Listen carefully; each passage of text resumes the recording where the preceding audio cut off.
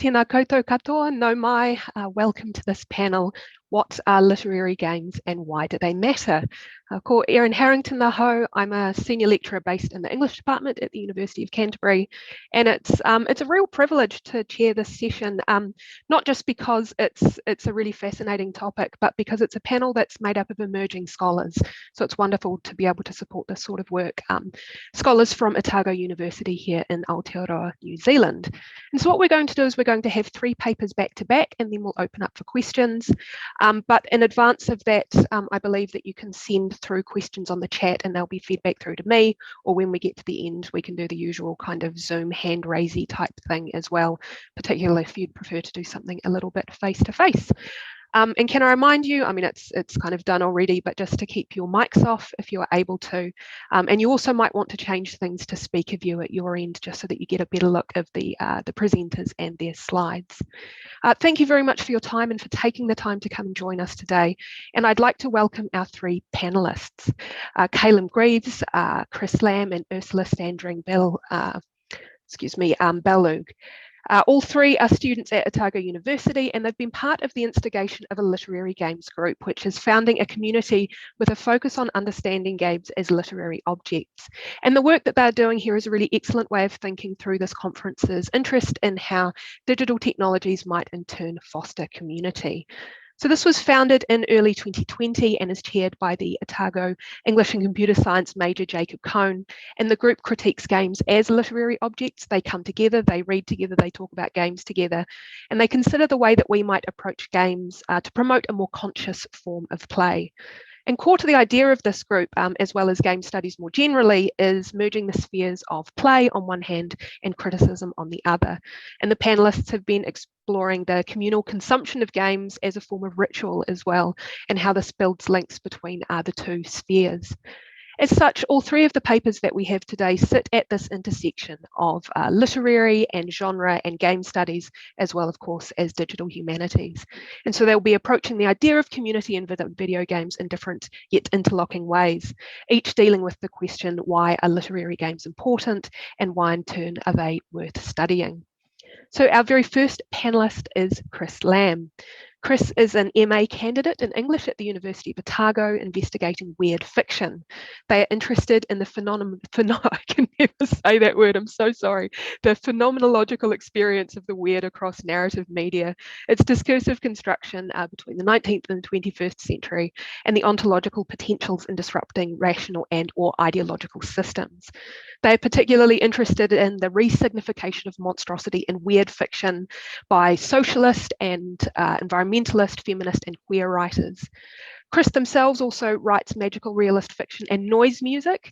They've recently published Olympus in the excellent, wonderful collection A Clear Dawn, New Asian Voices from Aotearoa, New Zealand, which just came out recently and has a gorgeous cover, and Acid and Lost Time in the online journal Haina Mana, Asian New Zealand Art and Culture in 2019.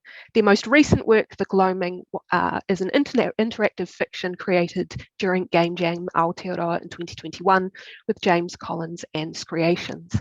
Chris's paper is titled Ambiguous Utopias, New Weird Fiction, Video Games and Compassionate Estrangement. Over to you, Chris.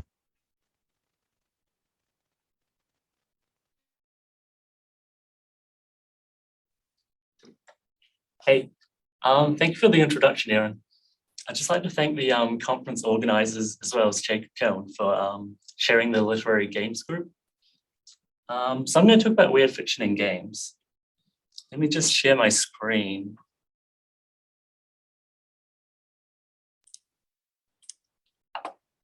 Okay, so when I first submitted my proposal to the DHA, I was only a few months into my master's. I initially thought I'd talk about the utopian impulses in Pathologic 2 and Kentucky Route Zero, 2 games which share an apocalyptic sensibility. But while I was looking back at older texts such as Doom and Silent Hill, I realized that the ways that the simulated world can be navigated and interacted with by the player, as well as how the world responds to such actions, have grown increasingly complex and reactive since the 90s, and that I need to unpack this before moving on. So I won't quite reach the utopian today, and I apologize to anyone who's come specifically for a talk on Pathologic 2 or Kentucky Route Zero. Instead, we're going to traverse through Doom, Silent Hill 2, and Inside to see how weird encounters are produced through a combination of play, visual design, and narrative, something I've provisionally called architectures of terror. My aim for this talk remains the same, to show how the monster as a concept has become increasingly contested over, shifting from a static category to a process of abjection to a system of relations, a kind of monstrous totality that generates violence in those trapped within it. I'm going to start with a short history of weird fiction as a genre, before moving on to a more rigorous definition of the weird as a literary mode. So weird fiction arose out of Gothic and modernist literature around the early 1900s. Like Gothic literature, it explored the underside of the Enlightenment, transgressive desires, sublime affects, occult spaces, as well as concerns with past grievances and tainted bloodlines. From modernism, weird fiction took its experimentation with frame narratives and the breakdown of meaning, as well as with themes of decline, most associated with the decadence movement of the late 1800s. Filtered through theories of natural selection and geological time, authors such as Arthur Machen or H.P. Lovecraft reshaped the familial horrors of Gothic fiction into cosmic horrors, the discovery of a time prior to human existence, and even the cosmos as we know it today. Whereas adventure novels often depicted the colonial subject as capable of overcoming and exploiting the foreign lands they entered, weird fiction did the opposite. Stranded sailors would find their bodies colonized by fungi, or scientists would lose all reason the closer they came to the truth. The world itself, with all its history and materiality, would overwhelm the protagonist's capacity to understand or control it. Later weird fiction authors, such as those associated with new wave science fiction in the 60s, would connect cosmic horror to issues such as climate change, capitalism, and the mediation of desire through technologies such as television or pharmaceutical drugs. The 60s and 70s were also a time when queer and female authors became more prominent, and though they weren't explicitly tied to the neo wave, their utopian visions supplemented cosmic horror with a political project beyond reactionary nihilism. This would come to bear on more recent authors, such as China Miéville or N.K. Jemisin, but that's a story for another year. Now I'm going to move to my analysis proper. There are three concepts that underlie my approach: the weird, the monstrous, and the unnatural. Building off weird fiction scholars such as S.T. Joshi, Benjamin Noyes, and Timothy Murphy, I understand the weird as a particular mode of writing, less concerned with iconography or narrative tropes than with generating an affect of dread. What makes this dread specifically weird is its capacity to rupture a symbolic, rational, or logical system of thought. And this dread is often experienced as paranoia, sometimes ecstasy, but it's always destabilizing. It's the suspicion that one's foundations for knowing are terribly wrong. The monster, as theorized by Jeffrey Cohen, is related to this. Cohen understands the monster as an embodiment of difference, a chimera that transgresses reified categories of being. It's an assemblage of not only bodily parts, but cultural parts as well, fears and desires that signify both beautiful and awful possibilities, just beyond our everyday understanding of the world. My last concept is the unnatural, as defined through narratology. Jan Elber defines it as a narrative mode, concerned with representing the impossible. Where the natural attempts to mimic reality, the unnatural refuses mimesis. This may be done through the breakdown of a physical law, a logical principle, or an anthropological limit. Brian Richardson refines this further by stating that the unnatural operates at the level of story rather than discourse. The fictional world, rather than its representation, is fragmented and contradictory, refusing verisimilitude with our own world, or with its genre conventions. In sum, the unnatural lacks internal coherency. While the weird and the unnatural are distinct, the weird often generates a suspicion that the world is unnatural, that some foundation has been turned, and that our rules are mere psychological comforts. to veil some monstrosity at the core of all being. So now I'm going to talk about Doom. Released in 1993, Doom can be understood as the ur-text of first-person shooters, influenced by 80s pulp fantasy, science horror, and heavy metal. While weird fiction games existed prior to Doom, Doom was one of the first to place the player's avatar into a 3D environment.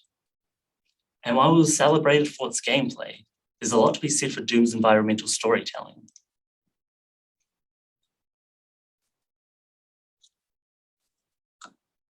The game begins without any text, and the first thing you see is a corpse. Armed with a pistol, your only way of engaging with the others is to shoot and not be shot yourself. From the beginning, this gameplay loop is encouraged, and it slowly builds up as you discover different guns, protective items, and environmental dangers. Much of what makes this loop engaging is Doom's intricate level design. Environments sprawl in all directions. Maze-like corridors suddenly open into vast exteriors, and walls and platforms shift to reveal hidden enemies and secrets. There's a mutability to the architecture of Doom that, while not quite unnatural, is jarring and senseless. The world seems hostile to you, reshaping itself to better disorient and kill you. There's a section where I had to go through a pitch black room. I could hear growls and screams, but see nothing. I approached and something shot at me, lighting up the room for a split second. The room was teeming with enemies. Then it was dark again. I realized I'd only see these enemies long enough to kill them if they attacked me first. My success required compromise, the invitation of violence upon my body. Such an encounter is made possible through Doom's use of visibility, focalized through the modulation of lighting and shifting environments. Doom's visual design reinforces this feeling of dread. The first chapter, with its walls of circuitry, resembles a space station. However, by the second chapter, the environment has been invaded and transformed. There are doorways shaped like inverted crosses, teleporters powered by pentagrams, lakes of fire, and rooms composed of stone and flesh. These elements exist alongside the first chapter's sci-fi corridors and rooms, suggesting an eerie displacement or a slow corruption of that which had once been human. The monstrous, previously isolated to individual enemies, expands into something grander, some invisible engine capable of stitching together a bricolage of medieval, Gothic, and science fiction environments. It transgresses ontological boundaries between animate and inanimate matter, between the occult and the scientific, and between distinct historical times. Later on, you fight a demon with a rocket launcher for an arm, the implication being that the monstrous appropriates and assimilates that which it corrupts and colonizes, that even if you die, you'll live on as a monster. While I find Doom fascinating in the ways it depicts postmodern bricolage as monstrous, it's limited as a weird fiction due to its gameplay. There's nothing to do except shoot the other. Although it reveals an increasingly strange world and hints that this is due to the tinkering of military scientists, one's engagement with this world is through violence, a nullification of alterity.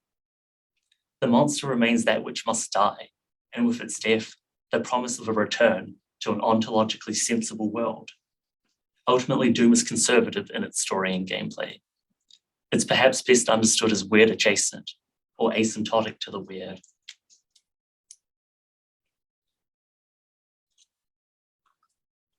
Now, Silent Hill 2 is quite different.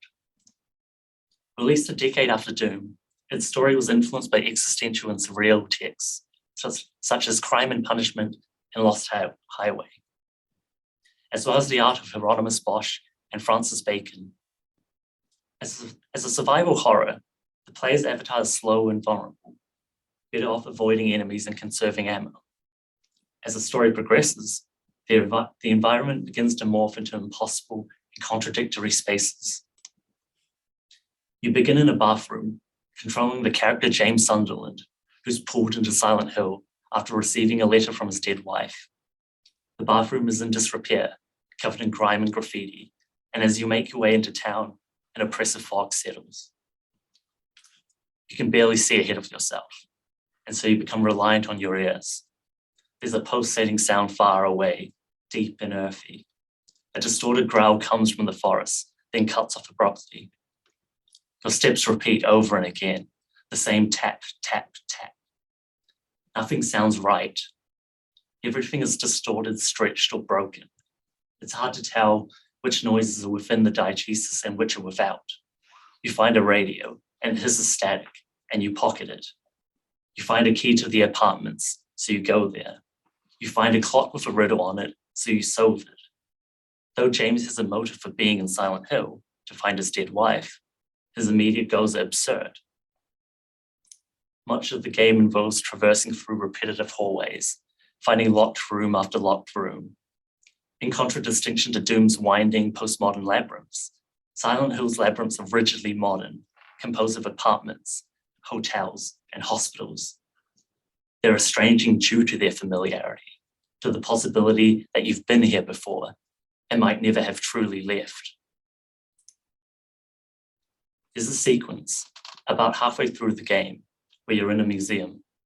You find a hole in the ground. It's too dark to see the bottom, but your only option is to jump down. You end up in a prison where you find another hole. You jump down.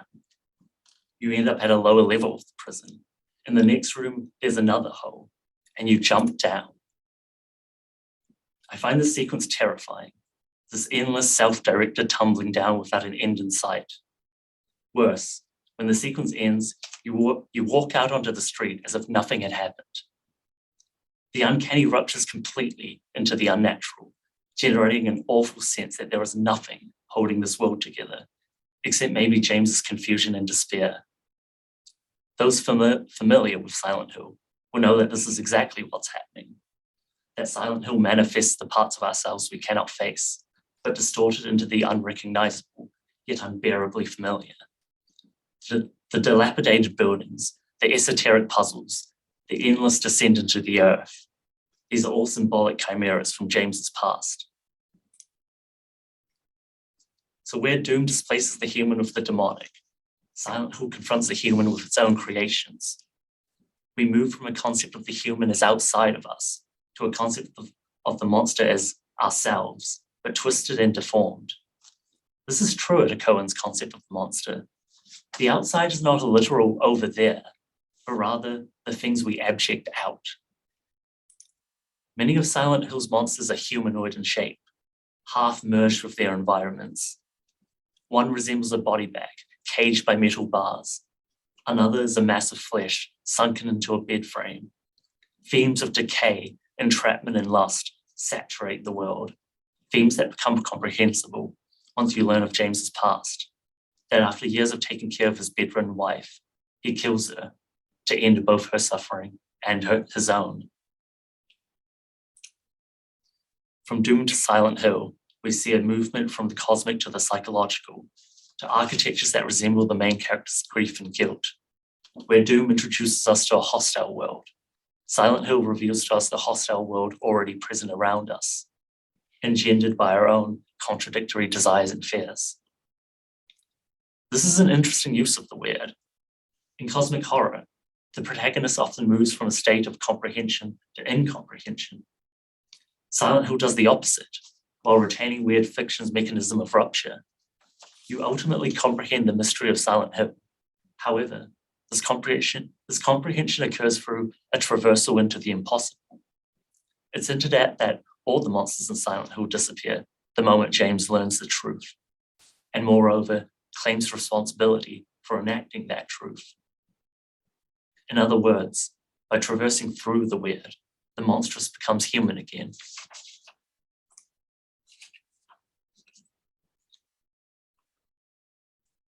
My last example is Inside, which was released in 2016, a decade after Silent Hill 2 and 2 decades after Doom. Combining the minimalism of Eco, the brutalism of Metropolis, and the themes of persecution from the tribe, the player guides an unnamed child through a dystopian society. They cannot attack, only move, jump, and use the environment. Many of Inside's puzzles require you to experiment, leading to repeated deaths. As you progress, you discover workers who've been experimented on, emptied of consciousness, so that they can be piloted en masse. Of my 3 examples, Inside most aligns with cosmic horror. You're not just weak or vulnerable, you're disposable, insignificant. There are soldiers who'll shoot you, dogs that will maul you, and drones that will spare you. And throughout all this, you don't know why. You're given no option to speak, and the only allies you make along the way are with baby chicks, fish, and zombie workers, others who also have no voice. And inside, you're the monster being hunted, the outside that must be contained and destroyed by the people who run this society. This reversal of self and other depicts the construction of monstrosity as horrific, as a social process that bars the things made monstrous from intelligibility. In contrast, the environment presents a different threat. You might break the flooring from beneath your own feet, drown, or be crushed by barrels. Unlike the hostility of Doom's architectures, which were malignant and perverse, Inside's architectures feel hostile due to their indifference, their lack of intent. In Doom and Silent Hill, interactions with the environment were scripted, occurring only at certain sites or with certain items. This gave each event a singularity to their horror. While there are still moments of singularity in Inside, its interactions rely strongly on its physics engine. In other words, the environment reacts predictably. If you drop a safe tied to a plank you're standing on, the plank will break and you'll die. There's a cruel irony to many of these deaths, but they're not unnatural impositions like in Silent Hill. If anything, they're all too natural, completely comprehensible, and horrific in their mechanical precision. Inside's visual design supplements this. There are times when the camera will zoom further and further out until your character becomes a speck amidst mega structures of concrete and steel. Far in the distance, you'll see the silhouettes of silos or an endless array of apartments, bringing to mind Metropolis's dizzying sprawls. Where Doom and Silent Hill concealed threats to surprise and unnerve, Inside reveals immensities that reduce you to insignificance. Strangely enough, this creates a similar feeling of entrapment and dread. Where and Inside could you ever go to escape this awful world? There is only more of the same. I want to end on a slightly optimistic note, which is the point of my master's all along. At the end of Inside, you enter a lab and find a mass of zombie workers fused together into a faceless ball of flesh. You merge with them and break free from the lab, smashing through windows and walls and crushing everyone in your way. This is one of the only moments in the game where you gain a sense of power, and it's as a literal assemblage of dehumanized beings, brought to life through the experimentations of a totalitarian society. I think this is a pivotal moment in gaming history. Not only is the story of Doom reversed to portray the perspective of those experimented on, so too are the themes of Silent Hill 2 broadened out to the level of the political, showing how society abjects certain identities for the conservation of others, and that once abjected, anything may be done to them without remorse. Yet Inside ends with them striking back. In the face of atrocity, there is struggle, not from a position of purity like in Doom, or through a mechanism of self-integration like in Silent Hill, but from the site of monstrosity itself, with all its fragmented grotesqueries. Inside shows the revolt as revolting, yet sides with it nonetheless. Though things feel bleak and impossible for the majority of the game, it ends with a glimmer of hope, if only a glimmer. So to conclude, not all games have followed this trajectory. There are still plenty of games like Doom, but as game worlds have become more dynamic, so too have more complex forms of terror emerged, particularly through environmental interactions, these architectures of terror. Along with this, new ways of depicting monstrosity have emerged. In Doom, the monster was emphatically not you. They were always over there, looking a bit sus with their fireballs and screaming faces. In Silent Hill 2, there are grotesque beings. However, there comes a point when you realize that they were you all along, broken up and stitched back together into obscene forms. And inside, you are the thing hated and hunted. You are the monster, but not by your own choice, rather by a persecution you cannot understand, and one you can only escape by becoming completely monstrous. It's here, at the embrace of monstrosity, that I see something utopian emerging, something truly radical that yearns for a different society, will not permit. And it's here that my thesis begins. Thank you for coming to my talk.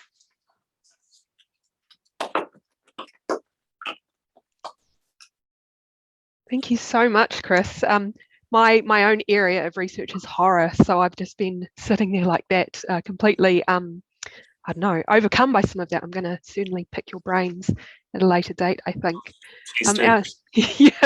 So we can become pen pals.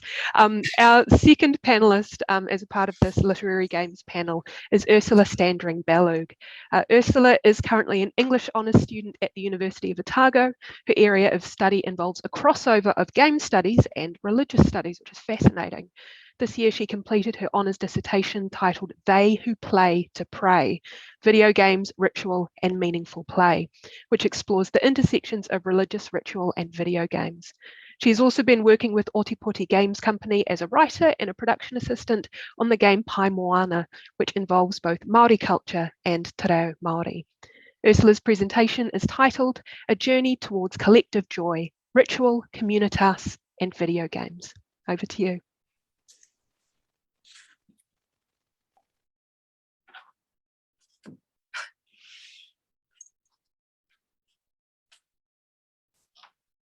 Right, welcome. Now, the first time I ever played Journey, I cried. This wasn't the first time I've cried during a video game, and it definitely won't be the last either. Still, there was something quite different about this experience. As the credits rolled, I discovered the usernames of other players that I had anonymously played with, and I thought back to the game that I had just completed. I had journeyed, forged connections, lived and died, all in the span of just 3 hours. As a video game, it felt separate from my life and lived experiences. But at the same time, there was something about it that really resonated with me in a way more than games usually do. It felt personal, kind of like I had lived it. As the credits rolled, I couldn't help thinking, playing a video game has never felt quite like this before, quite so much like a religious experience. Well, this line of thought quickly turned into a dissertation.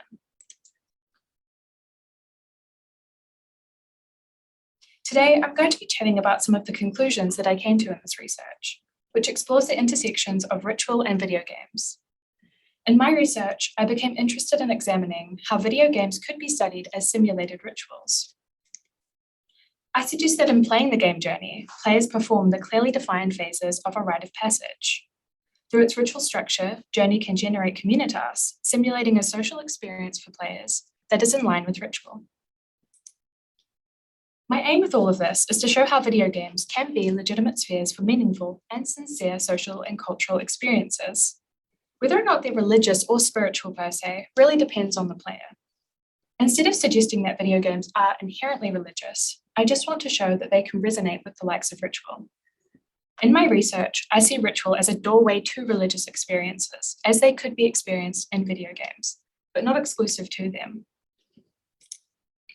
Now, before I dive straight into Journey, I think it's probably handy to do a very brief overview of ritual in video games and what other people have said about them. Over the past few decades, several scholars have written on this topic. And these studies are usually rooted in Johann Heisinger's work, Homo Ludens, where he argues for the importance of play in culture.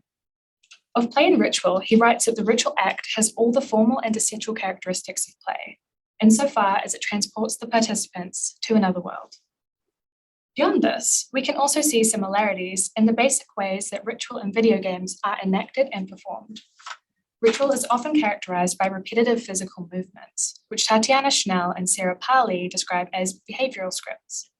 These scripts describe a sequence of actions that must be followed in a specific situation. Rachel Wagner suggests that the ritual script is similar to the software script, as both have the ability to shape us as we engage with them. As well as shaping us, they can shape our relationships with other people too. In fields like anthropology and religious studies, ritual is understood as something that is powerful in its ability to bring people together. Simon Dean says that religious rituals are collective experiences where the sharing of emotion can be intense. During ritual, feelings such as empathy, love, friendship, and camaraderie often emerge.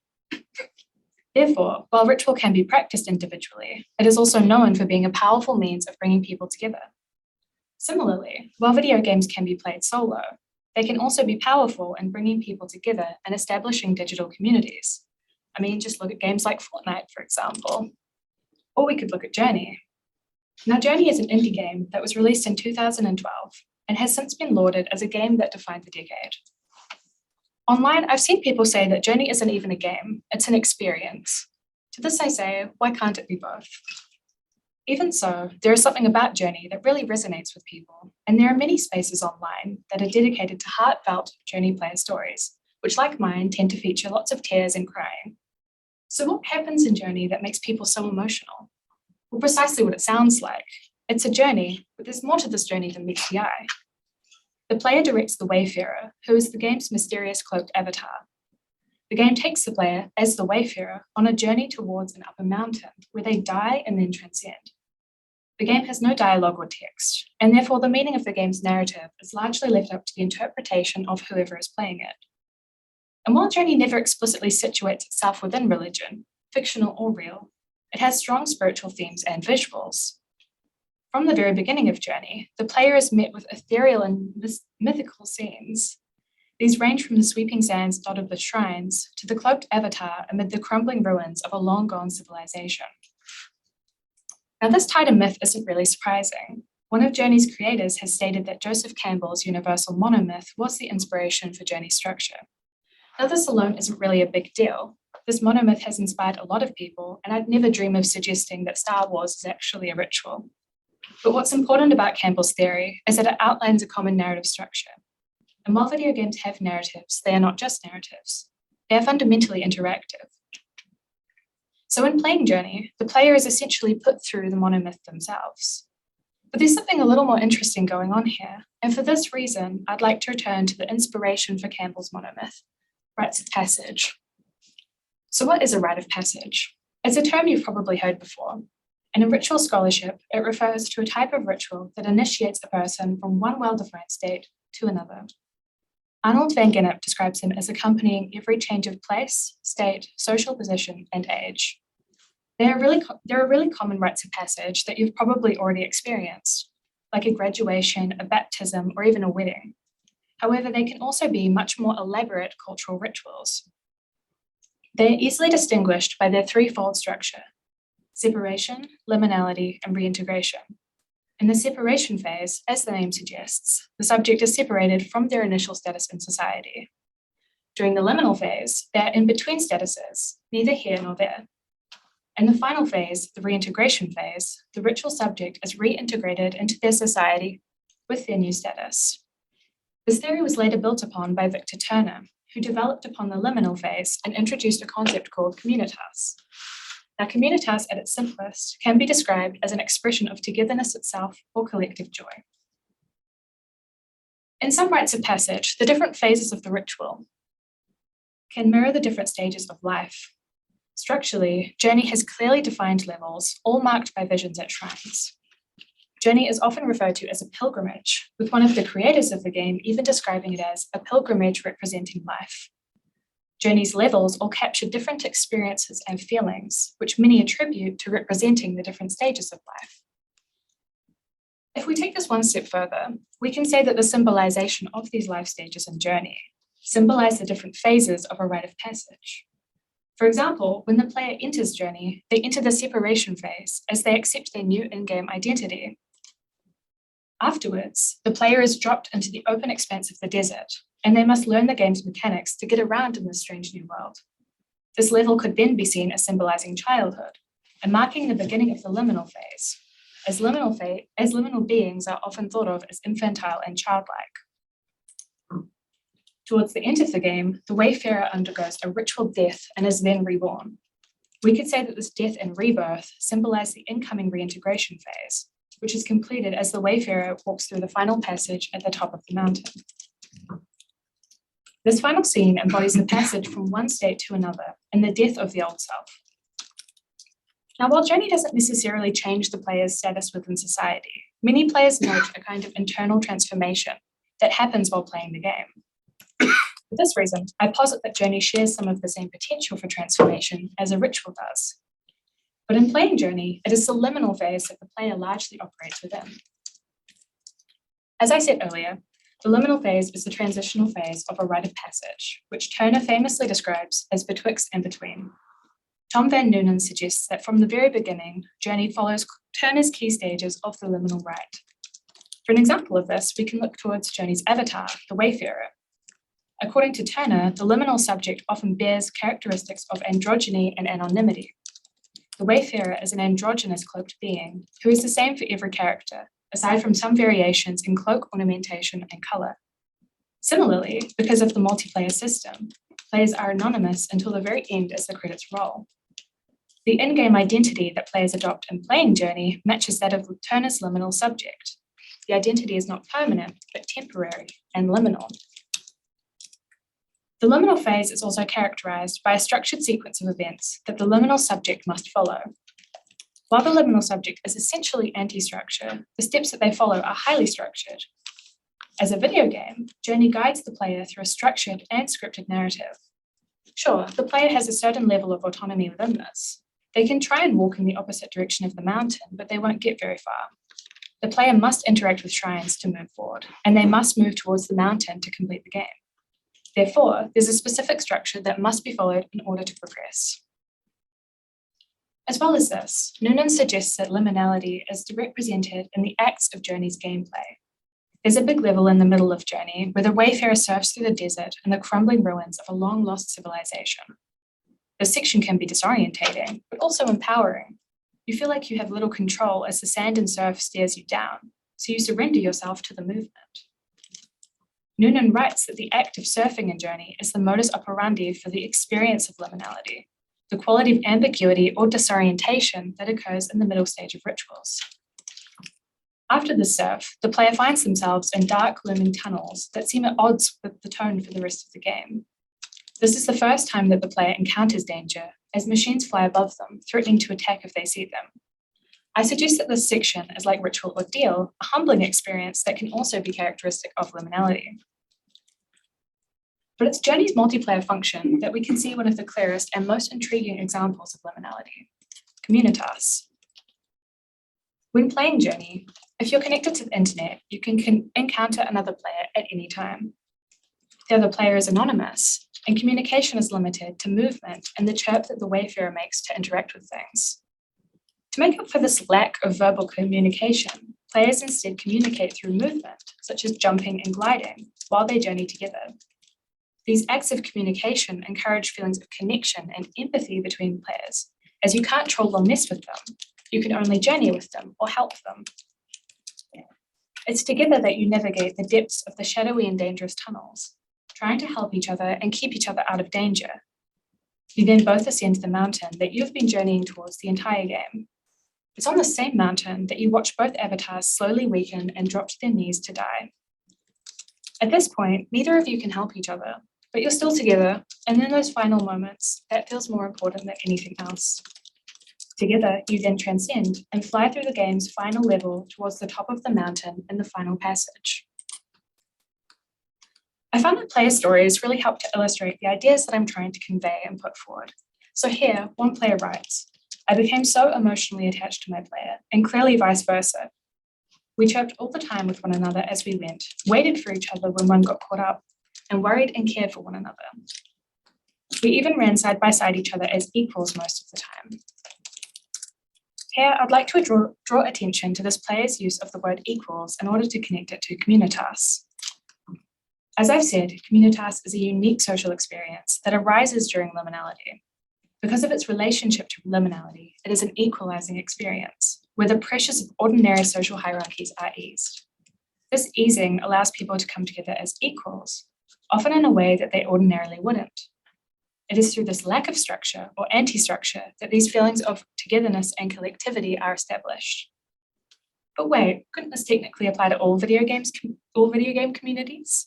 Well, Edith Turner says that an important element of communitas is the abandonment of status and acquisition. Rachel Wagner has suggested that we see communitas in many online game communities, such as those in World of Warcraft and Second Life. For her, this is because they are liminal spaces where everyday hierarchies are disrupted and where experimentation can occur. While this is true, I also posit that multiplayer game worlds usually create their own social hierarchies through things like scores, levels, and ranking systems. Such social hierarchies also regularly breach the boundary between the physical world and the virtual world with things like in-person video game tournaments. Because of this, I don't think that we see a strong example of communitas in all video game communities, as they are still actively involved with the social hierarchies of the virtual world. Beyond this, these hierarchies are also usually bolstered through the promise of status and acquisition, something Edith Turner says must be abandoned. Journey, however, is doing something quite different. In Journey, the player is temporarily released from all connections to the social hierarchies of real life and most of the hierarchies of game worlds too. I say most instead of all, as Journey still has achievements that the player can get. An example of this is the embroidery on the Wayfarer's cloak, which becomes more intricate through each playthrough. The embroidery becomes a visual signal of a player's experience to other players. However, in Journey, the relationship between experience and hierarchy is disrupted, as players are anonymous for the duration of the game.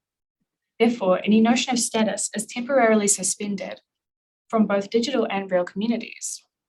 While some Journey players might have more experience, as illustrated by their cloak, their anonymity changes this relationship with status.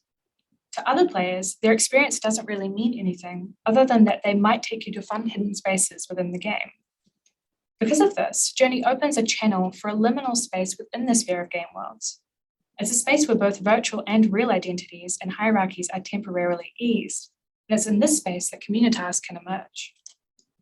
Now, one of Journey's creators has said that they went into production with the intention of creating a church experience. He says, everyone craves feeling connected and a sense of awe. That's kind of what Journey is.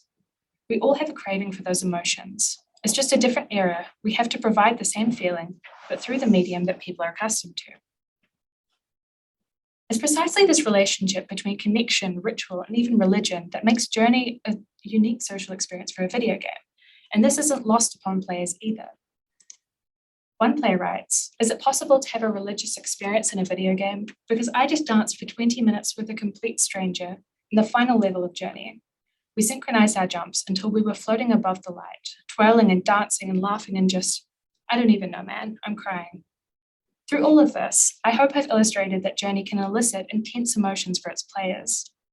Through the performance of ritual and Journey, players can experience powerful social connections. During the game, the Wayfarer undergoes a ritual death where their previous status is cast aside.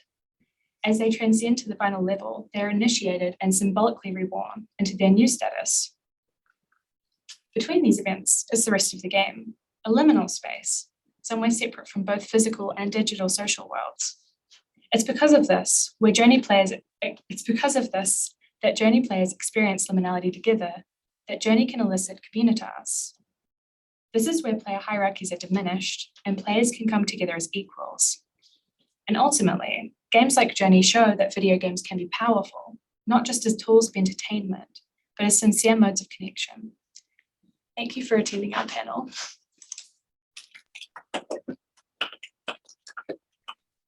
Thank you so much for that, Ursula. It's fascinating hearing between your paper and Chris's paper, completely different games and completely different experiences, but both of which are dealing with ambiguity and intensity and disorientation and death and rebirth and alienation and so on. So it's two terrific papers to have side by side. Thank you.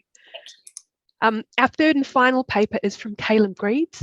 Caelum is a second year student at Otago, where he's studying English, linguistics and science communication. He's been playing games in a social situation ever since he can remember, from board games to RPGs on his parents' old computers when he was in primary school with his little brother sitting next to him. He writes the following: The feeling of community I had when playing games with my family and social circles inspired me to begin playing games outside of my usual genres and explore the types of games which the literary games group at Otago classify as literary games. I've always been a reader and a writer, and as I began playing games such as Sunless Sea, Darkest Dungeon, and Spiritfarer, I began to see how games themselves can be a form of artwork. Caelum's paper is titled, Someone Will Remember That, Understanding Language Use Through Gaming. Thank you for the introduction there. So yeah, my paper is titled Someone Will Remember That. Anyone who's played games by Telltale Games might have a slight inkling to what this is, but if you don't know, I would invite questions for it afterwards. It's largely in part some of the inspiration behind this paper for me. The aim of my paper is to merge linguistics and game studies in a way which to show that games clarify and formalize language choices as well as how players respond to this. My focus in particular is on non-conscious language choices, which often go unmarked in everyday language, and how games can convert these to marked, overt choices. For the next 20 minutes, I'm going to briefly touch on the attributes of linguistics in games that allow this to happen and give games the power to do this. I will explore the way in which games are able to provide insights into our language use and the movement from non-conscious to overt choices. And finally, I'll wrap up with a deeper delve into some of my analysis as well as specific examples of player engagement with these dialogue choices. It's important to note this is less of a developed research paper as some of the other ones and more of a broad look and a foundational aspect for potentially later research for me and to give an understanding and ideas for how to further link the two spheres of linguistics and gaming and to engage with games in a more literary aspect. I've always been deeply interested in how we learn from literature, and I never really made that distinction between books and video games as differing forms that can or can't be learnt from. And I always thought it was interesting once I started linguistics, how we don't tend to look at virtual or fictional worlds when we talk about discourse analysis. And I thought it would be a really interesting aspect to talk about, especially considering the sociolinguistic and just the simple learning that we do and engage with, especially as games are becoming more prevalent.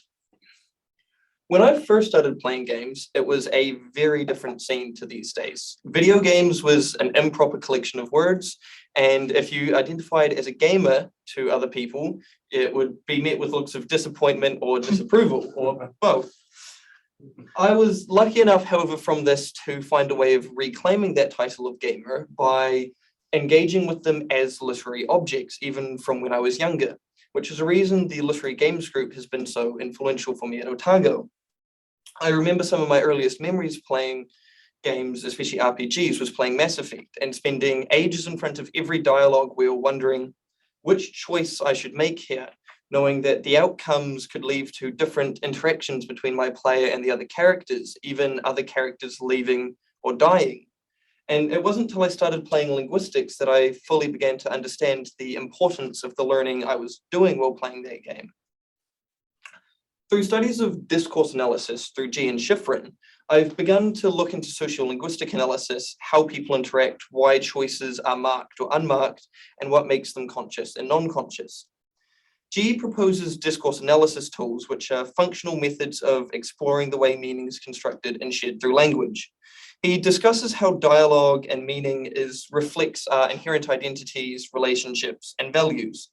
This has provided a functional and productive method of exploring this topic for me. The big three which I explore in this is the way which language simultaneously constructs and displays relationships, identities, and social goods, which G calls politics. These social goods, socially constructed goods, are highly important in one of the games I look at, Eve. This is because in Eve, players and the entire sphere of the game are almost entirely built around discourse and player interactions. These socially constructed goods of respect, wealth, whether that be virtual or physical, are what start wars and build and destroy entire communities within the game sphere and outside of it through exterior discourse, through blog posts and stuff. What gives games the abilities to do this and kind of makes them stronger, in my view, than traditional books or films is their nature as agentative possibility spaces. The agency granted to a player is fundamental to how games achieve this. By allowing and sometimes forcing a player to make these dialogue choices within the game world, players take on the weight of these decisions, be it just simple curiosity as to where will this choice lead me, what will I be missing out on, to potential moral weights when the player is invested in the game and the characters which they're playing with. Zimmerman calls games possibility spheres, where we can make choices and do actions which have weight, even spilling into our everyday lives. When we discuss the virtual, it's crucial to understand that the choices we make within these possibility spheres still carry weight. And they're often the reflections of the player, the mindset of the player behind the keyboard. This is supported by Spokes, who believes that games codify and allow us to codify and comprehend the experiences that initially transcend our ability to understand them. Be that because we simply can't understand, like it's not easy to understand, or we don't have those experiences and the ability to engage with them as easily in our everyday lives. It allows us to gain more understanding of the concepts and rituals and stuff which we don't normally experience or struggle to find in everyday life. One thing I want to touch on really briefly here is the concept of in-character play. Anyone who's had experience with role play through video games or otherwise will understand this. When it's a player attempts to engage with a game, make choices and interact as if they are enacting the personality of the character as opposed to their own mindset. Although this is a smaller portion when considering my evidence analysis, it does give some variance whenever you look at analysis of player choices until you are able to know whether or not that player is playing in character or as themselves. You have to allow for that variance in there. So in terms of looking at how games actually achieve this, this shift from non-conscious to overt language choices, there's three different ways in which they do this. The first is games where player decision-making reflects an understanding of G's principles, even if they don't understand it as such. This is based on how players value dialogue choices and the impacts they have within the game world. I will draw upon Mass Effect and Tell Me Why later, as I explore this form in much more depth, analyzing how players react to and value the decisions that they make. These are the type of games where players are presented with a number of choices and they have to choose which dialogue they want to follow. Secondly, there's games which use these linguistic principles to respond to player action. This is primarily through using NPCs, non-player characters, as a method of interface. By changing the ways that the non-player characters interact and respond to player choices, you can make them more or less engaging, more or less aggressive or violent towards the player. This can change how the player interacts with them. It can do anything from changing how much a player likes or dislikes the NPC and is likely to interact with them in the future, to actually threatening the face, whether that's positive or negative face values of the player's avatar, or by extension, sometimes the player themselves. As well as this, they can actually change the game world through this. NPCs that are disliked will often be ignored or even killed simply based on their dialogue choices. This comes up a lot in games such as Mass Effect or Skyrim, games where you have the ability to do whatever you want to. Mass Effect is a prime example which I'll use as to how players respond to NPCs, reactions, and face threats. Well, The Last of Us Part 2 is a great exemplifier of how NPCs respond to player choices. In The Last of Us Part 2, NPCs have vastly different dialogue reactions based on the choices the player makes through the game, be that dialogue choices or actions. This allows the non-player characters to further interact and change the world through their dialogue. The NPCs will often reflect different attitudes towards the player or discuss the way in which the player has done actions, forcing them and making them question the moral weight and the consequences of the actions which they've done. Now, this is where my research has to become a lot less academic, because we begin to look at player reactions. So you have to look at things like streams and blog posts, YouTube videos, and reactions, because players in games such as this don't often realize that there are different ways of the NPCs interacting until they have played or otherwise engaged with the wider community to see that there are these differences in a second playthrough. Well, I like the time to explore this in depth here. I would definitely like to invite questions afterwards as to how games could progress here, because there's a lot of scope for games to develop in this way, using linguistic principles and a linguistic approach to create dynamic relationships between NPCs and the players and create meaningful conversations within the games, which encourage further reflection on the players outside of the game. The final way which games can do this is in a way which transcends the possibility sphere of the game and broadens into real-world decision-making and experiences outside of that possibility sphere, with in-game discourses between players and the game itself, influencing community building outside of this. The primary example of this there's two, one is EVE Online, as discussed earlier, where the player discussion takes place largely through interaction through either within the game and local chats or external blog posts and forums where players will discuss what they want, how to get places, entire communities form. There's very few in-game factions. Everything is built up from nothing by the players. It is less about the actions the players take and more about the dialogue and the discussions which lead players to create coalitions, form big armies, do wars which cost hundreds of thousands of real-life dollars which have been invested in the game, showing that there is this significant understanding of the implications of this. On the other hand, there is also the way players interact with the game itself and the choices they make within the game, building community outside of it.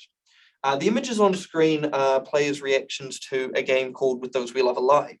It's an interactive hypertext game where players are encouraged to draw on their own skin. These drawings reflect key moments in the text where players have had to make choices, often dialogue choices, which will distance them from other characters in the game or create communitas within that. And then the game asks players to draw a symbol representing how they feel.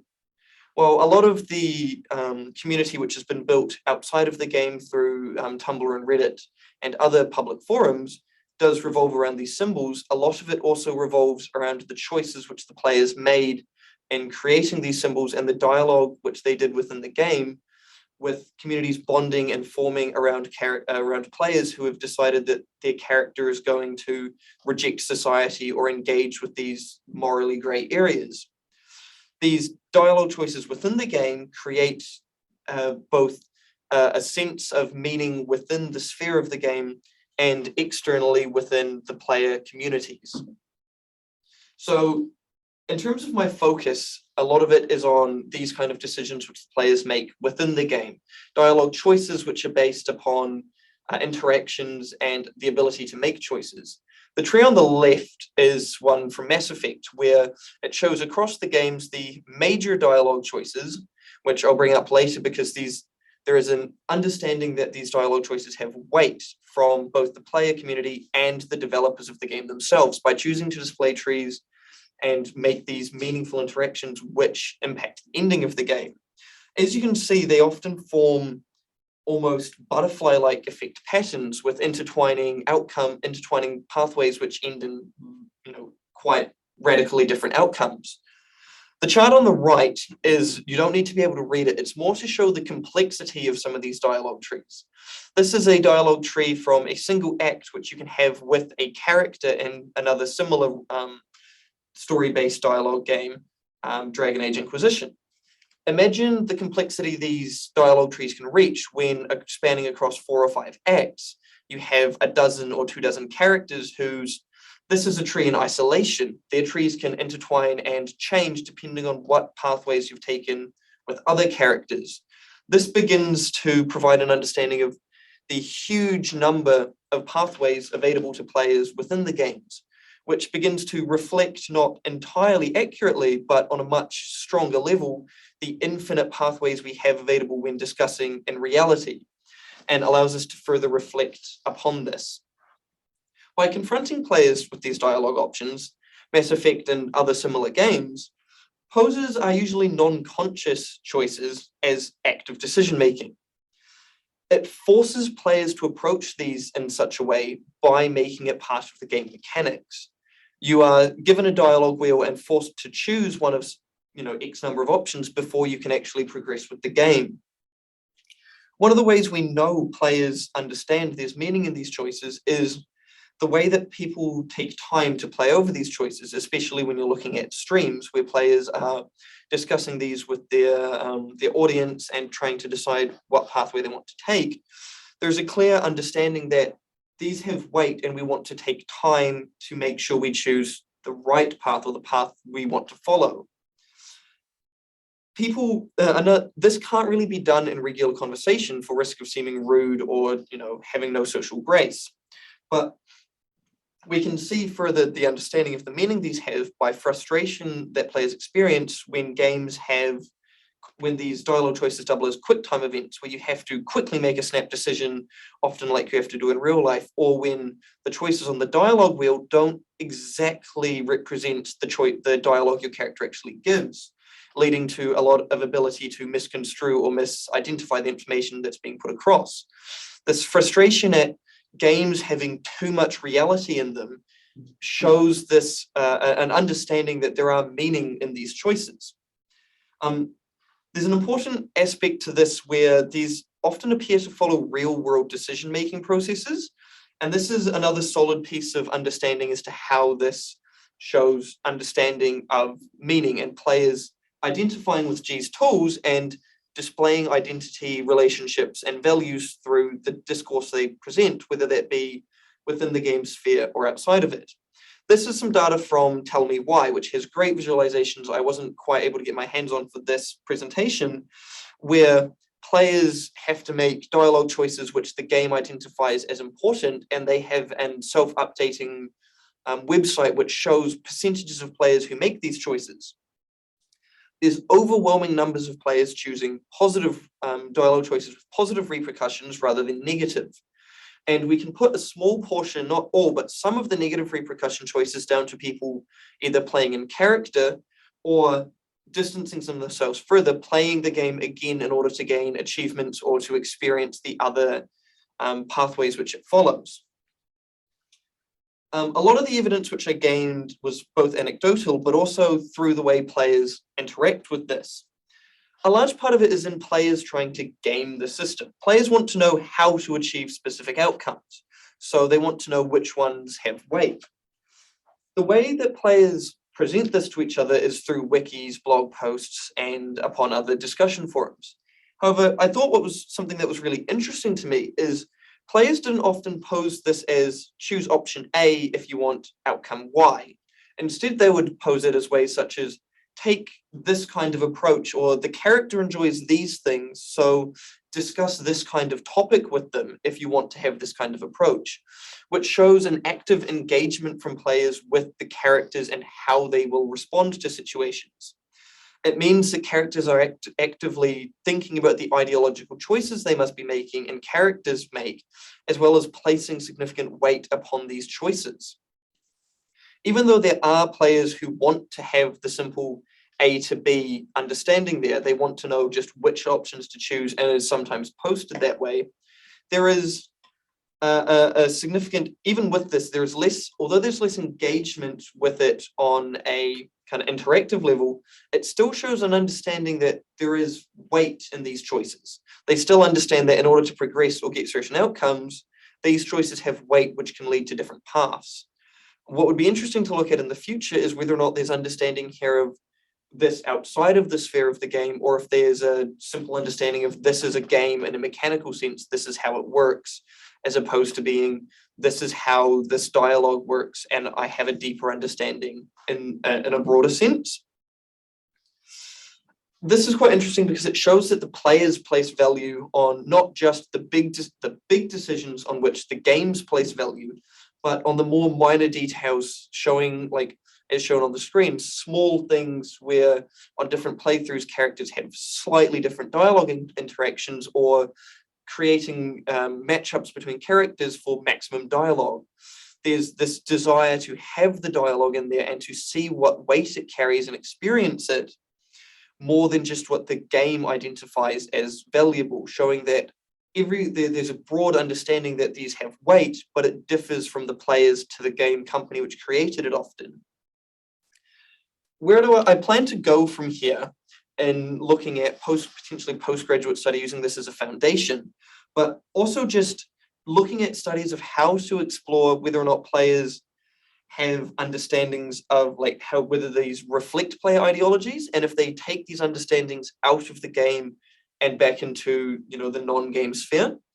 And interestingly, it also shows and gives a foundation of looking at how do players interact with games more generally, which for us in the literary games group is particularly important because we look at how players interact with games either individually or as a community, and whether or not this is different when they are simply playing it through themselves, whether or not they want to be actively engaging or whether or not they are simply playing it through as a fun experience and less of a literary or engaging one.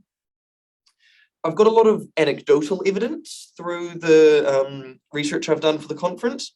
However, it would be really interesting to talk to lots of players about this and see and gain kind of accurate insights as to how they reflect upon this within their everyday lives. In conclusion, this is less of a solid proposal for moving forward and more just to give people an understanding of how we can further link these spheres and more accurately bring this discourse analysis and literary analysis to the virtual and the fictional, as opposed to solely focusing on active and outside of the game sphere. So it's more just to get people thinking and to put some proposals forward and start asking questions as to why this hasn't been done yet. So thank you.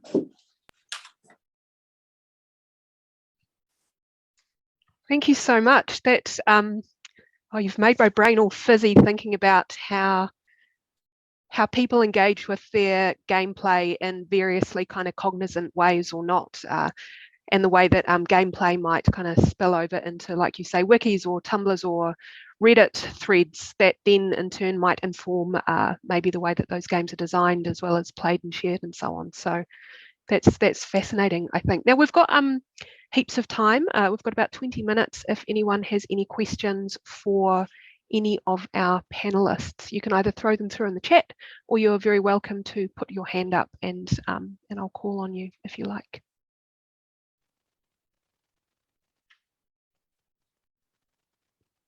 Yes, Naomi. Hi, I just have a question for Chris. So my question is just if you would be able to share some of your thoughts around the abjection as a kind of ritual, sort of like carving off of the parts of ourselves that we don't want to deal with. It's like you brought up the concept of abject a few times throughout your presentation. But yeah, I was wondering if you'd just be able to elaborate a bit more on the kind of the subversion of abjection. So instead of it being a sort of like we're carving off the parts of ourselves that we can't deal with onto other, it's instead of sort of like power dynamic change or something. Yeah, where what has become objectified is kind of like, yeah. Okay. Yeah, I guess because what I was trying to figure out while writing this talk was like how, I guess, Christaver's idea of abjection, which is quite focused on the self or the constitution of the self, how that then kind of changes when we start thinking about biopolitics. So that's Foucault, and I didn't bring him up because I didn't want to just keep throwing concepts out there, but I couldn't help but see how, I don't know, that motion of throwing something outside of yourself, like it's a way of giving yourself security. So it's a way of like creating an identity through, like you said, like these rituals that we repeat over and over again. And so what I was trying to see inside is how that ritual is being, like how you as the player are kind of the object of someone else's ritual. Like you are the thing that constantly gets thrown out over and over and over again.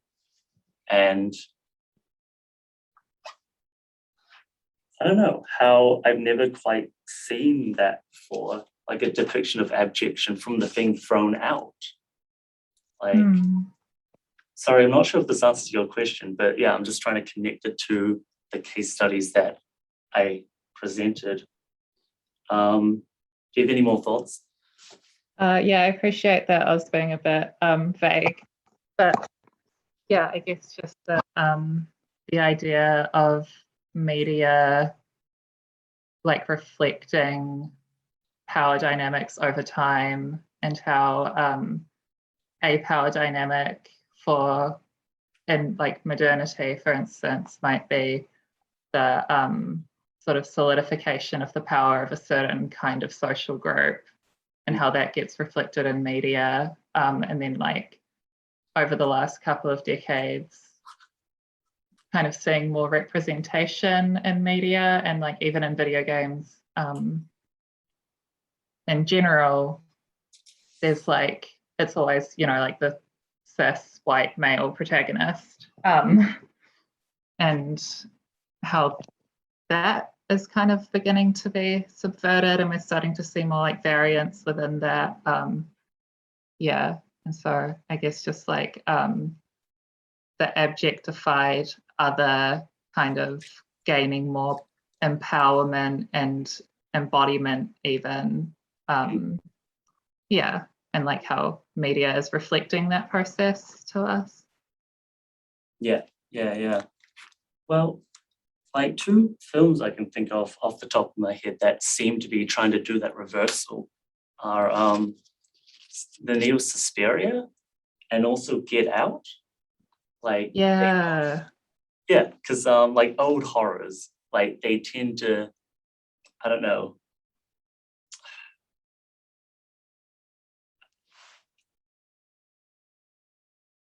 sorry, I can't quite think of it, but like in Get Out, like the black body is both something that's kind of denigrated, but they're also like reified at the same time. So like I can't help but think that that's a dynamic very similar to abjection. Like it's both disgusting but fascinating for like the white family. Yeah. And like he's almost like a trophy boyfriend that they then completely, you know, consume. Cool. Awesome. Thank you. No worries. Oh, Erin, you're muted. Yeah, no, there we go. There always has to be one in the panel who mucks up the muting, and it's going to be me. Tyler has a question for Chris as well. Tyler, you're welcome to put your video on too if you have one and feel that way inclined.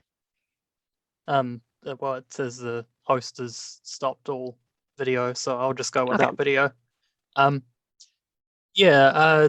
wanted to expand on something you touched on in your talk, which is soundscapes and the role of music and audio in your architectures of terror, because that's something that really fascinates me, is the role that audio and music plays in horror.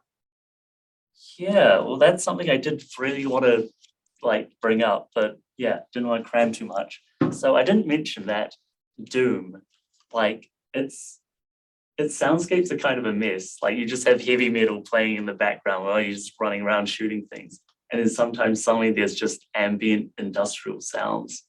So like, I don't know, it's quite an arcadey experience. So even though it can be quite immersive, you kind of can just fall back into that kind of default gameplay. I'm just shooting things. This doesn't really, there aren't consequences to this world or to my actions in this world. And so Silent Hill like 2, that immerses you almost by making all the sounds not fit in with its world. Like they fit the feeling of the world, but they don't seem to belong there. And so that seems to be a very different like movement from like arcade into, I don't know, survival horror. And inside like it goes even further. Like, this is something I didn't go into, is that inside it has these kind of, there's this part near the end of the game where there's like this sonic, like kind of weapon of mass destruction. And it's just going off in the background, just boom, boom, just every, I don't know, like 5 seconds. And that starts folding in with the music to the point where you can't tell apart the music from like the ambient noises. And that just keeps happening over and over again in that game. Like, so, I don't know, like these games have, I don't quite know what to call it. Like, they both have become more realistic, but also they push quite hard into anti-realism.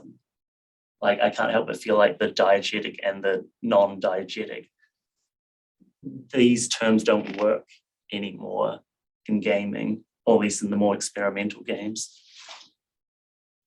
Yeah, that's fascinating. It almost brings to mind the subtle heartbeat that plays throughout the soundscape of The Shining, the 1980 version, Yeah, and incorporates with the soundtrack. That was great, thank you. no worries. Now there's another question for Chris here, but before that, I wonder if anyone has a question for Ursula or Caelum. I have some questions I'd quite like to ask, but I'll see if the room has any burning questions first. One question for you, Ursula, is that, you know, the game that you're writing about, that you're studying, is so is clearly so personal to the people who are playing it as well. And you mentioned the moment at the end where you go from having from being anonymous and just encountering one another through your avatars. And then did you say that there's a moment at the end where you get to see people's usernames? Yes, so it sort of rolls with the credits at the end. It gives you, sorry. No, I was going to say, how do you think that moment of recognition, perhaps, I'm not even sure if that's the right word, functions within the schema that you're working with too? It's quite interesting, actually. A couple of times that I've played Journey, you sort of think that you're playing with one person the whole time.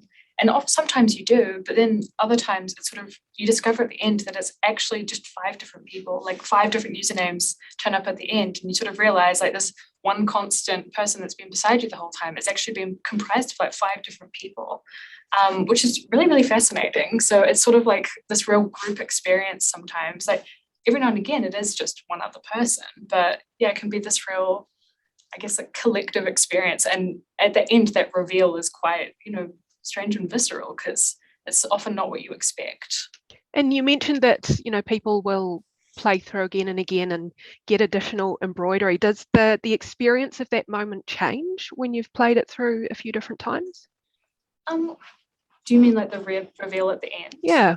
Oh, again, like I said, sometimes you discover at the end it's just one person, and then other time it will be like 5 different people, which is, you know, also, I guess, a different experience all at the same time. And I guess people's usernames sort of suggest things about them. I think sometimes there are like biases about about usernames, sorry. And I know, especially being a girl gamer, sometimes I like to conceal the fact that I am a woman, because, you know, there are often biases, which is really unfortunate, but, you know, you've got to protect yourself. And so, you know, it can be kind of interesting. Like, you just, at that moment, you sort of discover little things about someone, whether it's a word or a reference to something or something that suggests something other. It's a revealing moment. It's always different, I think. Yeah, it sounds really beautiful, but also about the way that ritual might have certain beats that you hit along the way, but the outcomes might be different each time. Totally. I'd say it's very much different every time I play it, which is interesting.